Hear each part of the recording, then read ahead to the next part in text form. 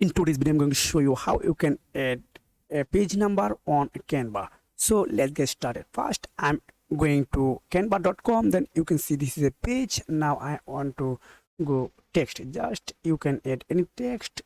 So I upload this one. This is a really amazing. So I want to change this color. So I want to just one. So I click just one because this is page number 1. So I want to import this here. You can import anywhere, this does not matter.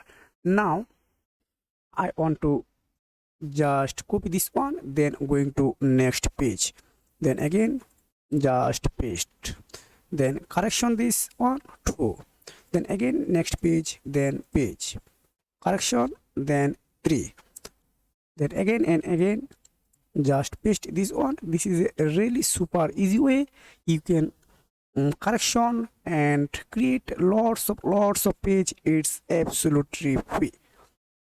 So if you want to more video to type of, please subscribe my channel, turn on notification bell. See you again, take care, goodbye.